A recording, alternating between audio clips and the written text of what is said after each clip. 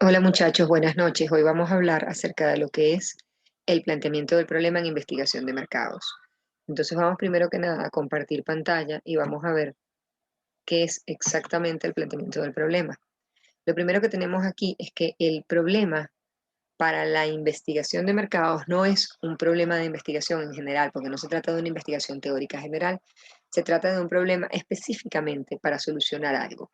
En este sentido, hay dos formas básicas en las cuales se hace investigación dentro de la investigación de mercados, que es la investigación para identificar el problema y la investigación para solucionar el problema. Podemos hacer, como he dicho, dos tipos de investigación, para identificar o solucionar el problema.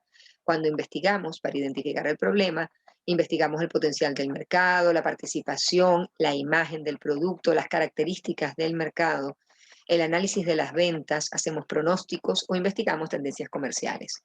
Mientras que cuando investigamos para solucionar el problema, hacemos investigación de segmentación, de producto, de asignación de precios, de promoción o de distribución, porque identificamos que en alguna de esas áreas tenemos efectivamente un problema. Luego, hay un planteamiento del problema. Y el problema de la investigación de mercados es un problema que se investiga para tomar decisiones gerenciales. Si bien el investigador no toma decisiones porque ese no es su rol, él investiga con el objetivo de que otros puedan tomar decisiones. Por lo tanto, hay que tomar en cuenta estos elementos de los que hablamos aquí. Primero, el ambiente para la tomada de la decisión. Segundo, los objetivos de la tomada de decisión. ¿Qué es lo que yo debo decidir? Las posibles alternativas entre las cuales yo me encuentro y las consecuencias de las alternativas de acción. Es decir, cuáles son las alternativas posibles y cuál es la consecuencia si yo tomo cada una de esas alternativas según la información que he recopilado en la investigación de mercado. El problema de la investigación de mercado está orientado a la información, es decir, nos debemos preguntar qué es lo que necesitamos saber y buscar las causas del problema. El enfoque del problema nos ayuda a plantear el problema de investigación. ¿Cómo enfocamos el problema? Todos los problemas de investigación, incluidos los de investigación de mercados, tienen un basamento teórico.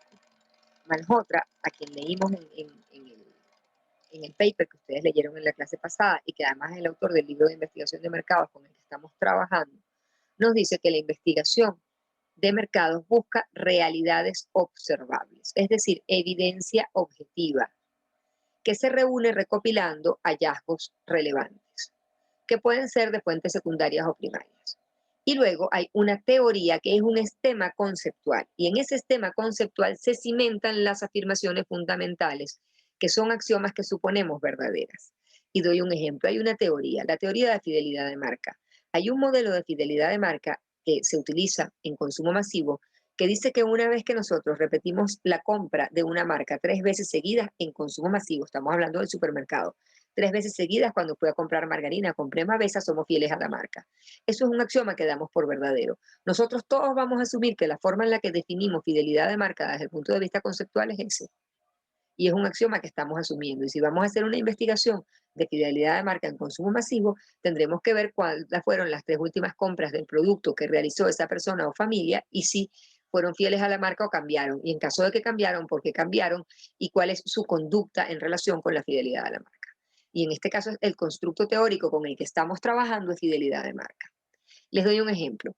Aquí hay una empresa que decide lanzar al mercado venezolano para competir en el segmento de bebidas refrescantes en el target infanto-juvenil, es decir, para jóvenes, no para adultos, un producto sustituto de mejor precio y más saludable y natural, pero igualmente refrescante. Es decir, estamos hablando de bebidas refrescantes no carbonatadas. No compite directamente con los refrescos, sino con otras bebidas refrescantes no carbonatadas, como podrían ser los jugos.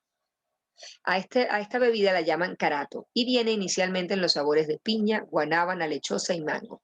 Preparan dos presentaciones, ya viene líquido y en un pote, una de 500 mililitros y otra de 2 litros.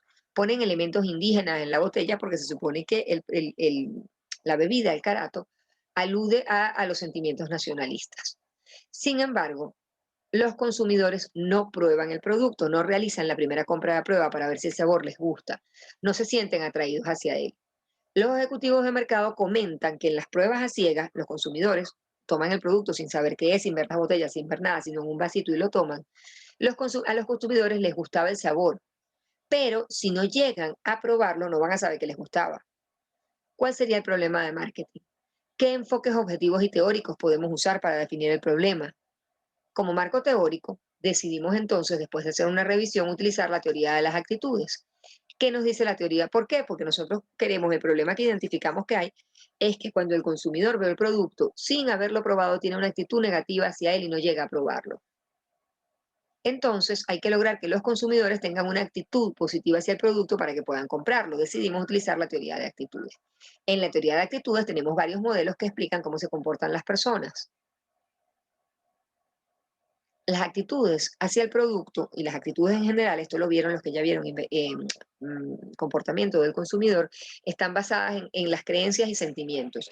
Generalmente mi actitud hacia un producto es una mezcla de las creencias que yo tengo acerca de ese producto, es decir, el conocimiento del producto que tengo, sean estas creencias verdaderas o no, y los sentimientos que el producto me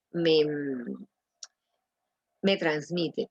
Bueno, evidentemente cuando el producto ya lo he probado, también están las actitudes formadas por mi experiencia con el producto que me lleva hacia nuevas creencias relacionadas con el producto, ¿ok? Entonces, pensando en ese modelo, tomamos elementos objetivos que tenemos y que conocemos, porque tenemos que buscar los elementos objetivos que ya conocemos y tenemos que buscar una teoría en la cual basarnos para construir un problema, según nos dice Malhotra, ¿verdad? Entonces, estos elementos objetivos que tenemos son que sabemos que al consumidor le gusta el sabor, que el precio es muy atractivo porque la estrategia de marketing fue ofrecerle el precio más bajo del mercado al momento del lanzamiento, que está colocado en los lugares más destacados de los anaqueles, pero sin embargo el consumidor no lo compra, aunque cuando lo prueba le gusta.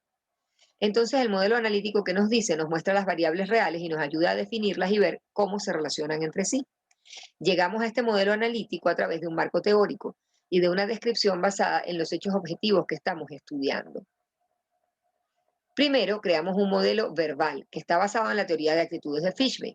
Resulta que cuando revisamos las teorías de actitudes, conseguimos a un señor que se llama Fishman y Atgen, que en 1980 dicen que la actitud de un consumidor hacia un producto está basado en un sistema de creencias de cómo debe ser la bebida refrescante ideal.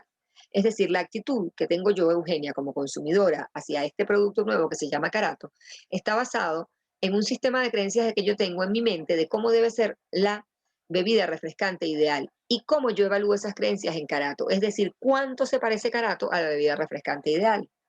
Entonces, por ejemplo, para mí, la bebida refrescante ideal vendría a ser una bebida que estuvo muy de moda en Estados Unidos, luego, bueno, la compró Pepsi-Cola y la medio fastidió y ha bajado muchísimo en ventas, que se llamaba Snapple, que eran unas bebidas naturales, eran tés, había pink lemonade, no eran carbonatadas, ellos decían que todos los elementos eran naturales, fueron un producto muy exitoso y a mí me encantaba, ¿no? Se llamaba Snapple. Entonces, para mi gusto, una bebida refrescante ideal sería esta. Y probablemente Carato sepa muy parecido, con lo cual podría gustarme, pero se llama Carato. Entonces, mi bebida refrescante ideal sería una bebida en el estilo de Snapple, que está hecha de elementos naturales, que es refrescante, que sabe rico, es un poco cítrica, para mi gusto, a mí me gustan las bebidas cítricas, de hecho mi refresco favorito es la Chinoto o la 7-Up, las colas de limón, las colas no, las bebidas refrescantes de limón carbonatadas, o los refrescos carbonatados de limón. No sé qué otro elemento podría gustarme. Entonces, cuando lo voy a evaluar en Carato, bueno, se parece Carato a esa bebida, la veo como una bebida cítrica, moderna, natural, cercana, etcétera. Luego hay un modelo verbal. La actitud hacia Carato, este primer modelo que hicimos me lleva hacia el modelo verbal, ¿no?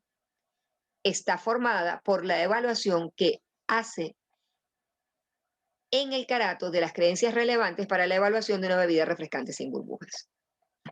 ¿Verdad?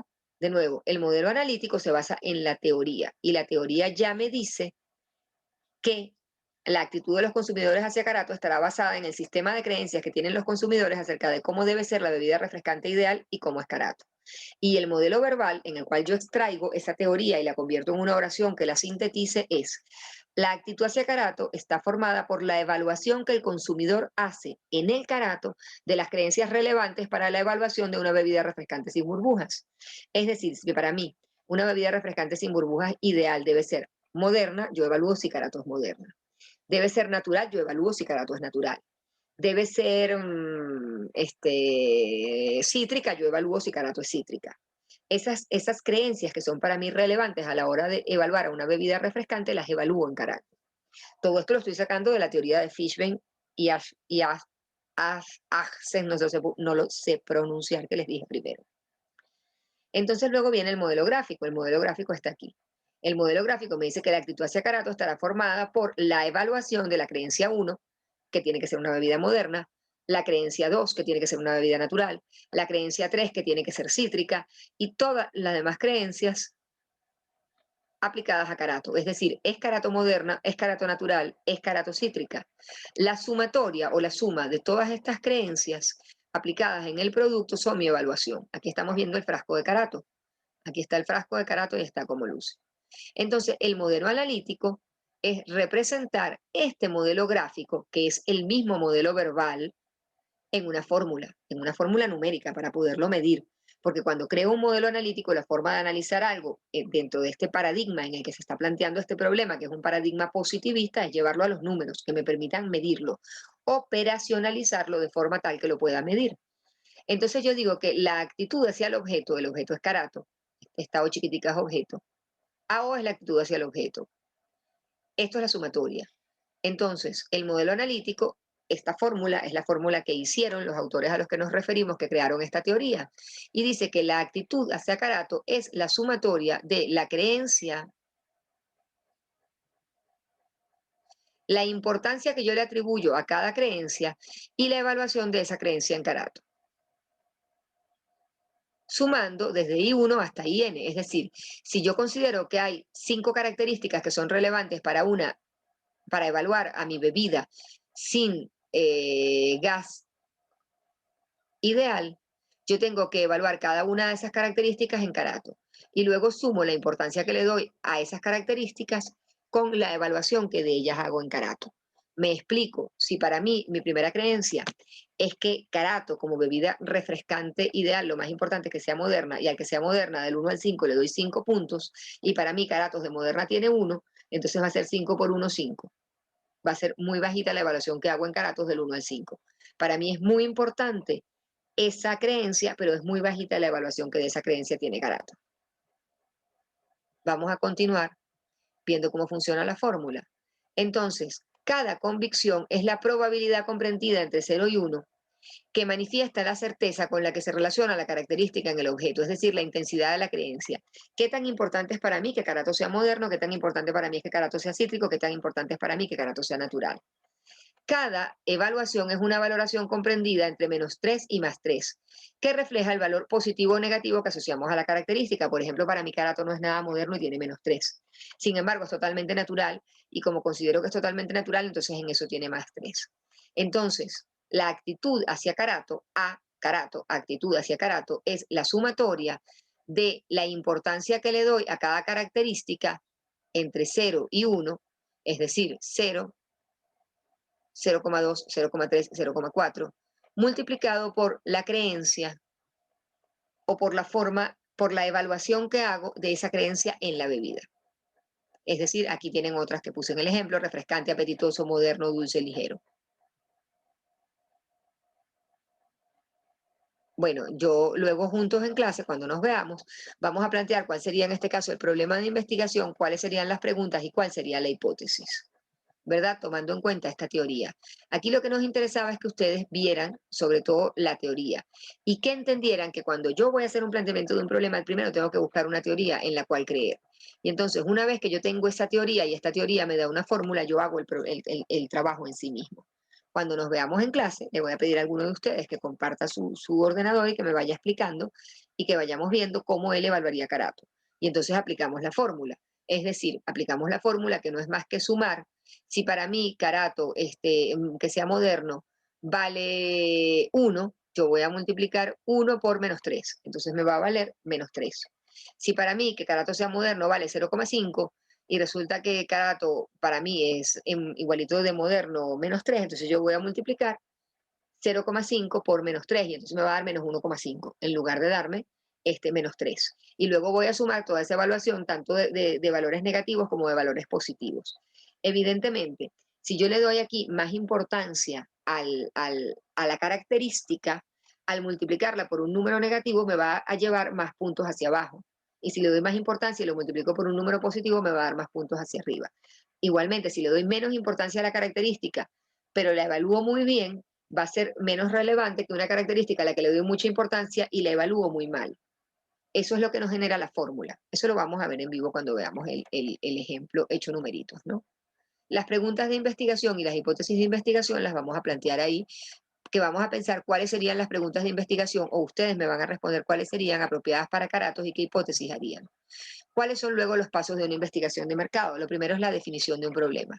Esto que hemos hecho ahorita, de explicar un problema y definirlo hasta llegar a plantearlo y a tener una fórmula que ya nos dé el resultado después de aplicar una encuesta de cuál es el problema de Carato, es decir, vamos a identificar cuáles son las características de Carato que hacen que la gente no compre la bebida con esta encuesta, que vamos a desarrollar aplicando esta fórmula, es el planteamiento del problema.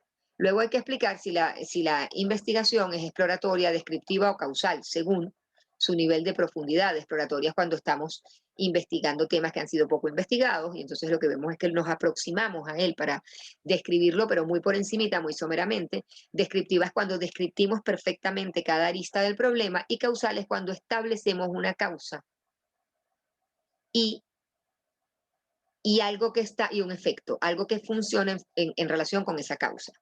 Es decir, Carato no se vende porque la gente piensa que no es moderno. Establecimos la causa y tenemos el efecto y lo logramos identificar perfectamente bien.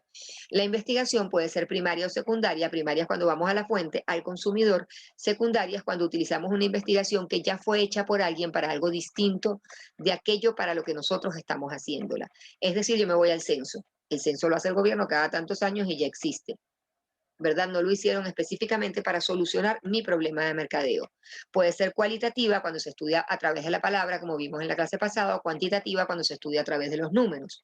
Puede ser de corte transversal cuando yo reflejo un momento, es la actitud hacia Carato en este momento, o longitudinal si yo hago una medición de la actitud hacia Carato hoy, dentro de un año, dentro de otro año, y así durante 10 años veo la evolución y el cambio que ha tenido el consumidor en su actitud hacia Carato a lo largo de los 10 años. Luego de explicar cómo es esta explicación, venimos a formular el diseño de la investigación. Hacemos la operacionalización de variables. En este caso, ya se hizo la operacionalización. La variable era la actitud hacia Carato, que operacionalizamos en esta suma en la que decimos que la actitud hacia un objeto es la suma de la importancia que atribuimos a una creencia relacionada con el objeto y la evaluación de la creencia en ese objeto mismo, tal como les he repetido varias veces. Luego viene la selección de las herramientas de investigación, en este caso un cuestionario para hacer una encuesta, el diseño de los instrumentos, diseño el cuestionario, una vez que seleccioné que lo que iba a ser un cuestionario para hacer una encuesta lo diseño, hago un muestreo, hago un trabajo de campo en el que recopilo la información y luego analizo los resultados y presento el informe con los resultados. Y básicamente este es el proceso completo de la investigación de mercados, que está basado en el planteamiento del problema. Y este planteamiento del problema, y esa es la parte en la que quería insistir ahora, siempre está fundamentado en dos cosas. Una parte teórica, que es la forma en la que yo me aproximo al problema. Yo definí actitud de esta manera y de esta manera teórica. Y esta manera teórica ya está operacionalizada en esta fórmula y con esta definición yo me aproximo al problema porque yo hubiese podido definir actitud de una forma diferente y entonces lo investigo y de unos hechos fácticos reales que representan un problema. ¿Cuáles son los hechos fácticos reales en este caso que yo tengo? Uno, que Carato no se vende. Ese es el primerito y el más importante que me hacen generar esta investigación. Y dos, que la gente cuando lo prueba le gusta, porque hicieron una prueba ciega del producto y les gustaba. O sea, yo tengo dos elementos que son hechos que me hacen aproximarme al problema, ¿no? Y bueno, yo sigo todos estos pasos para llegar aquí. Luego, la investigación del mercado es una investigación exploratoria. Cuando se explora una situación, es la primera aproximación y no llega a describir, sirve para definir correctamente, esto ya se los expliqué, el problema de investigación. Sirve para formular un problema o definirlo con mayor precisión, identificar causas o alternativas de acción, desarrollar hipótesis que no teníamos antes, aislar variables y relaciones claves para un examen más minucioso, obtener ideas que me permiten desarrollar un enfoque del problema o establecer prioridades para una investigación posterior. La investigación descriptiva, como su nombre lo dice, describe, caracteriza, categoriza exhaustivamente un problema. Sus usos principales son describir las características de grupos pertinentes como consumidores, vendedores, organizaciones, o de áreas del mercado, como el perfil de los clientes frecuentes en las tiendas departamentales de prestigio, como Saks Fifth Avenue o Neiman Marcus. Calcular el porcentaje de unidades de una población específica que muestran ciertas conductas. Bueno, aquí hay varios ejemplos, ¿no? ¿Qué porcentaje de esas tiendas, de clientes frecuentes de esas tiendas también compran en tiendas departamentales de descuento? Determinar la percepción de las características de los productos. ¿Cómo perciben las familias las distintas tiendas de descuento? Determinar el grado en el que las variables de marketing están asociadas. Por ejemplo, en qué grado se relaciona comprar en tiendas departamentales con comer fuera. Siempre que voy a comprar a la tienda por departamentos, como fuera al mismo tiempo. Hacer predicciones específicas, como por ejemplo, cuáles serán las ventas el mes que viene de Neiman Marcus. En la categoría moda, en la región de Dallas. O sea, súper específico. Y luego hay una investigación causal. La investigación causal me explica por qué ocurre un fenómeno, es decir, establece relaciones de causa o efecto, y sirve para entender qué variables son las causas de otras y determinar la naturaleza de la relación entre las variables para así poder predecir cómo se van a comportar. La tarea que tienen que hacer esta semana, esto es en grupos de nuevo, van a descargarse este trabajo del caso Barilla, que es un caso de marketing bastante conocido, y leyendo lo que ocurre o el problema que plantean ellos en Barilla, ustedes van a hacer un planteamiento del problema propio, cumpliendo con estos pasos que yo les he dado, diciéndome cuál es es creando el modelo, diciendo cuál es el marco teórico en el que se van a basar, haciendo el modelo analítico, haciendo un modelo verbal y planteando un problema con todos estos pasos que aparecen aquí someramente reseñados. No vamos a hacer un planteamiento del problema en profundidad, vamos a hacer un planteamiento del problema superficial que les va a servir de alguna manera de ensayo para cuando el semestre que viene tengan que hacer TFC. Y que les va a servir además para aproximarse al planteamiento de un problema en investigación de mercados con un caso real. Entonces ustedes tienen que asociar esto que encontraron en el caso Barilla con alguna de las teorías relacionadas con el consumidor. Estas teorías las pueden encontrar en los libros del comportamiento del consumidor. Aquí en mi página tienen para descargarse uno de los libros más completos. O las pueden conseguir también en el mismo libro de investigación de mercados con el que estamos trabajando de Malhotra, para que escojan una de esas teorías y trabajen con ella. Y bueno, el ejemplo práctico de la fórmula que está aquí lo haremos en clase cuando nos veamos. Entonces, esta ha sido todo por hoy. Feliz día. Tengo que finalizar esto. Hasta luego, muchachos. De nuevo, feliz día.